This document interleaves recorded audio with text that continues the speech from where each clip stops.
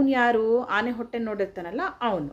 ಮತ್ತೊಬ್ಬ ಹೇಳ್ತಾನೆ, ಇಲ್ಲ ಇಲ್ಲ ಆನೆ ಹಾಗಿಲ್ಲ, ಆನೆ ಕಂಬದ ಥರ ಇದೆ ಅಂತ. ನಾನು ನೋಡಿದ್ದೀನಿ, ನನಗೆ ಗೊತ್ತು, ಆನೆ ಕಂಬದ ಥರ ಇದೆ ಅಂತ ಹೇಳ್ತಾನೆ.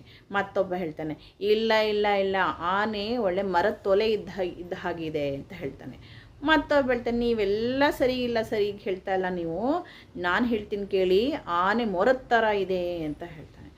ಹೀಗೆ ಇವರೆಲ್ಲ ಕಿತ್ತಾಟ ಶುರುವಾಗುತ್ತೆ. ನಾನು ಹೇಳಿದ್ದು ಸರಿ ಅಂತ ಫುಲ್ ಜಗಳ ಆಡೋಕ್ಕೆ ಶುರು ಮಾಡ್ತಾರೆ. ಆಮೇಲೆ ಈ ಜಗಳ ನೋಡ್ಬಿಟ್ಟು ಒಬ್ಬ ದಾರಿ ಹೋಗ್ತಾ ಇರ್ತಾನೆ. ಅವನು ಒಳಗಡೆ ಬಂದುಬಿಟ್ಟು, ಏನ್ರೆ ಊರಿಗೆಲ್ಲ ಕೇಳೋ ಹಾಗೆ ಜಗಳ ಆಡ್ತಾ ಇದ್ದೀರಲ್ಲ, ಏನು ಸಮಸ್ಯೆ ಅಂತ ಕೇಳ್ತಾನೆ. ಅದಕ್ಕೆ ಇವರು ಕೂಡ ಹೇಳ್ತಾರೆ, ನೋಡಪ್ಪ ಹೀಗೆ ನಾವು ಆನೆ ಮಾರುಕಟ್ಟೆಗೆ ಬಂದಿತ್ತು, ನಮಗೆ ಕಣ್ಣಿಲ್ಲ ಆನೆ ನೋಡಲಿಕ್ಕೆ, ನಾವು ಆನೆನ ಸ್ಪರ್ಶ ಅನುಭವದಿಂದ ನಾವು ಕಂಡುಕೊಂಡಿದ್ದೀವಿ. ನಾನು ಹೇಳ್ತಾ ಇದ್ದೀನಿ ಆನೆ ಕೊಡೋ ಥರ ಇದೆ ಅಂತ, ಇವ್ರುಗಳು ಯಾರೂ ಒಪ್ತಾ ಇಲ್ಲ ಅಂತ ಹೇಳ್ತಾನೆ. ಇನ್ನೊಬ್ಬ ಹೇಳ್ತಾನೆ, ಇಲ್ಲ ಇಲ್ಲ ನಾನು ಹೇಳ್ತೇನೆ ಆನೆ ಕಂಬದ ಥರ ಇದೆ, ಅದಕ್ಕೆ ಅದನ್ನು ಇವರೇ ಒಪ್ತಾ ಇಲ್ಲ ಅಂತ. ಮತ್ತೊಬ್ಬ ಹೀಗೆ ಮೊರದ ಥರ ಇದೆ, ಇನ್ನೊಬ್ಬ ಮರದ ತೊಲೆ ಥರ ಇದೆ, ಇವ್ರು ಯಾರೂ ನಂಬ್ತಾ ಇಲ್ಲ ಅಂತ ಅವ್ರವ್ರ ವಿಷಯ ಅವ್ರವ್ರ ಮಂಡನೆ ಮಾಡ್ತಾರೆ. ಆವಾಗ ಕೇಳಿಬಿಟ್ಟು ನನಗೆ ತುಂಬ ನಗು ಬಂದುಬಿಡುತ್ತೆ. ಅಲ್ರಯ್ಯ, ನೀವು ಆನೆನ ಒಂದು ಕಂಪ್ಲೀಟಾಗಿ ನೀವು ಯಾರು ಅದನ್ನು ಸ್ಪರ್ಶಜ್ಞಾನ ಆಗೇ ಇಲ್ಲ ನಿಮಗೆ. ನೀವು ಆನೆನ ಹೇಗೆ ನೀವು ಅದು ಕಂಬದ ಥರ ಇದೆ, ಇನ್ನೊಂದು ಕೊಡದ ಥರ ಇದೆ ಅಂತ ಹೇಳ್ತಾ ಇದ್ದೀರಾ?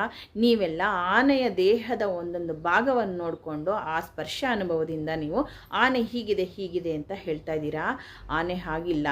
ಆನೆ ಕೊಡ ನೋಡಿದೆ ಅಂತ ಹೇಳಿದವನು ಆನೆ ಹೊಟ್ಟೆ ಮಾತ್ರ ಮುಟ್ಟಿ ನೋಡಿದ್ದಾನೆ. ಮೊರ ಥರ ಇದೆ ಅಂತ ಹೇಳಿದವನು ಬರೀ ಕಿವಿ ಮಾತ್ರ ನೋಡಿದ್ದಾನೆ.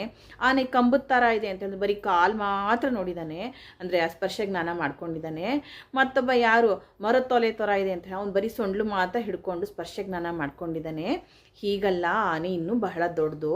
ನೀವು ವಿಷಯನ ಬಹಳ ಸ್ಥೂಲವಾಗಿ ನೀವು ಅದನ್ನು ಗಮನಿಸ್ಕೊಂಡಿಲ್ಲ. ನೀವು ಸೂಕ್ಷ್ಮವಾಗಿ ಗಮನಿಸಿದರೆ ನಿಮ್ಗೆ ಗೊತ್ತಾಗಿರೋದು, ನೀವು ಆನೆನ ಕಂಪ್ಲೀಟಾಗಿ ಅನಲೈಸ್ ಮಾಡಿದರೆ ನಿಮ್ಗೆ ಗೊತ್ತಾಗಿರೋದು ಅಂತ ಹೇಳ್ತಾನೆ.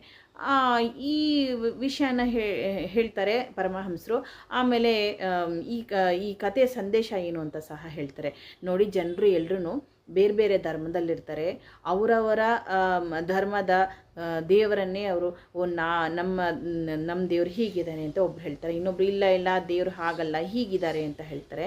ಹೀಗೆ ಒಬ್ಬೊಬ್ಬರು ಒಂದೊಂದು ಧರ್ಮದವರು ಒಂದೊಂದು ಪಂಥದವರು ತಮ್ಮ ದೇವರನ್ನು ಬೇರೆ ಬೇರೆ ರೀತಿಯಲ್ಲಿ ವಿಶ್ಲೇಷಣೆ ಮಾಡ್ತಾರೆ. ಆದರೆ ಆ ಪರಮೇಶ್ವರನ ಒಂದು ಸ್ವರೂಪ ನಿಮಗೆ ಕಾಣಿಸ್ಬೇಕು ಅಂತ ಹೇಳಿದ್ರೆ ನಿಮಗೆ ಖಂಡಿತವಾಗ್ಲೂ ಒಬ್ಬರು ಸದ್ಗುರುವಿನ ಅನುಗ್ರಹ ಅಥವಾ ಆಶೀರ್ವಾದ ಅಥವಾ ಅವರ ಒಂದು ಕೃಪೆ ಮಾರ್ಗದರ್ಶನ ಬೇಕೇ ಬೇಕು. ಅವರು ಮಾತ್ರ ನಿಮ್ಮನ್ನು ಆ ಪರಬ್ರಹ್ಮನ ಒಂದು ಸ್ವರೂಪವನ್ನು ತೋರಿಸಲಿಕ್ಕೆ ಸಾಧ್ಯ ಅಂತ ಹೇಳ್ತಾರೆ. ಸೊ ಈ ಕತೆ ನಿಮ್ಗೆ ಇಷ್ಟ ಆಯಿತು ಅಂತ ನಾನು ಅಂದ್ಕೊಳ್ತೀನಿ.